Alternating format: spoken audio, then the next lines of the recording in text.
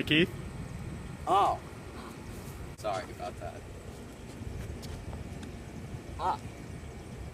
I'm Keith Hart, and I'm going to tell you how to use one of these coasters.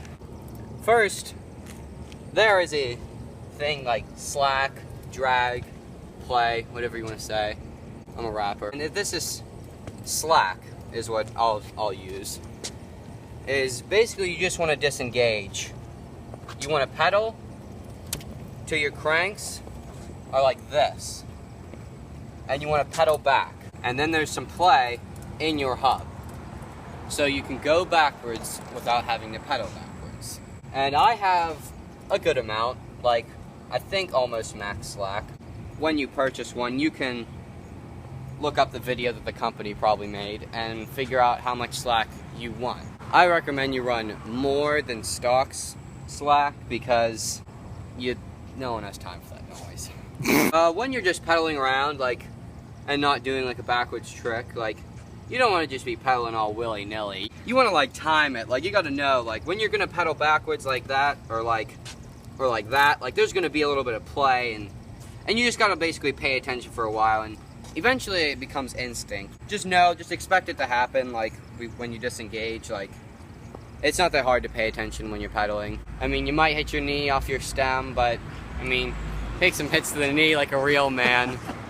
Brings character to your riding, I think. Hit your knee off your stem at least twice. Well? Oh, hey. I was just picking through this garbage here. I'm kind of hungry. I'm going to tell you how to maintain your Freecoaster. This is the Demolition Rotator Freecoaster. That's the one that Keith and I both have. To maintain your Freecoaster, what you're going to want to do is you're going to get it, and there's probably going to be some grease in there. I think whenever I got mine, we put some more grease in there. You're probably going to feel whenever it doesn't have enough grease in it, and you're going to want to put more in there. There are multiple videos online telling you how to do it. And if you're not confident opening up the hub, you can go to a bike shop, or you can give it to a friend. With slack, as Keith said earlier in the video, we'd recommend that you adjust the slack as soon as you get the hub and put more, so that whenever you do a long fakie, or you're going really fast, you do a 180 down some stairs or something, you don't have to worry about your feet moving that little bit, and then the coaster engaging and you flying off the back of the bike like that, hitting your tailbone or your head. Keith and I have had bad experiences with tailbones, so you don't want to do that. Colony makes a video where they explain how to adjust the slack, and I'm sure that a lot of other dudes that run coasters have made them as well. You don't want to get a Freecoaster if you're a beginner because you think it makes fakies easier. It really doesn't. I don't know if you realize or not, but that back pedal does give you some balance. It's not going to make fakies easier if you get one. If anything, it'll make it harder. You want to have a decent amount of tricks. You want to be decently good at riding. But you want to have clean spins. You want to be able to land a 180 pretty much 10 for 10. 360s and 180s for the most part is the important thing. Another thing is, going chainless might actually help you with the balance. If you've ever broken your chain, you understand that, you can there's no cassette going on anymore. You don't want to just break your chain unless you know how to use a chain breaker and fix your own chain, or know of a friend that'll help you out. You'll get the balance of going backwards without pedaling backwards. You might take some hits to the knee again, but I mean, you might as well toughen those bad boys up now. So basically the entire point of not having to pedal backwards while going backwards is to make going backwards easier.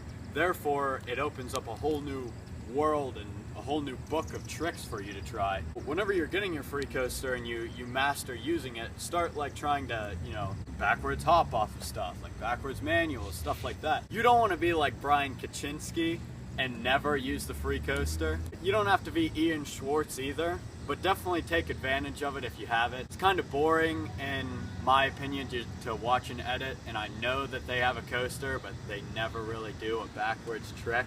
Come on, we want to see a half cab down a set, man. There are a couple of different types of Freecoasters on the market. There's the traditional KHE style, coaster. That's what most of them have, is the KHE internals. There's like the kind that you can take apart and switch to a cassette, like the Salt Plus or the Eclat. And there's two different ones. There's the Profile Z coaster, which is basically like a cassette and a free coaster. It has like tougher engagement. There's the Odyssey Clutch coaster, which in me and Will's opinion, and most other people's opinion, is the best free coaster on the market. The most readily available and what most people have is the KHE style free coaster. They're not the best, but they're not the worst either. They're not incredibly unreliable, but compared to the other ones, they're just dog shit. Now, the Eclat and the Salt Plus one aren't that dog shit. They're not bad, but they're still not the most reliable. I'd say they're a little bit better than the KHE ones. Basically, with the Salt Plus and the Eclat and couple others, you can go inside the hub, and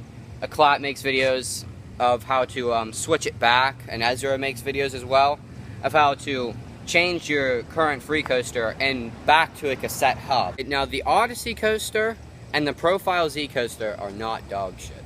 Those are good free coasters. With the Odyssey coaster is the most reliable free coaster on the market, even though it hasn't been out to the public for too long. If you watch the series of videos that G Sport George made, he will explain to you why that coaster is the best and why other free coasters aren't. I love motorcycles. And the Profile Z coaster is also probably quite reliable. I'm not a big fan of Profile. If you just can't handle the engagement of a regular free coaster and you want the Z coaster, you're gonna have to take out a second mortgage on the house first to be able to do it, because they're $357, maybe more.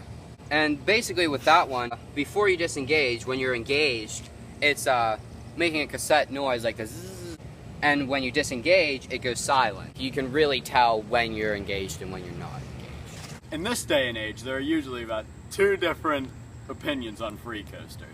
There are the guys that are stuck in 2006, and they're like, because the Poverty coaster broke back then, every coaster breaks like that. That is not what happens.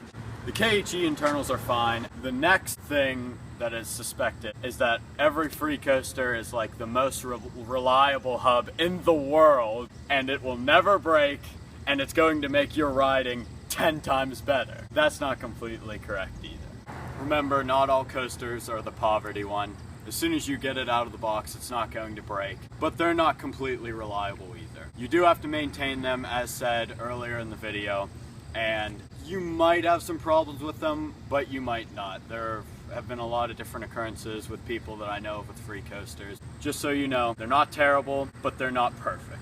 Thanks for watching the video. Follow us on Instagram at WillStockSucks, at Special K BMX. Subscribe to the channel. We have a couple how-tos, a bunch of webisodes, some edits, a nice funny commercial type video. So check those out.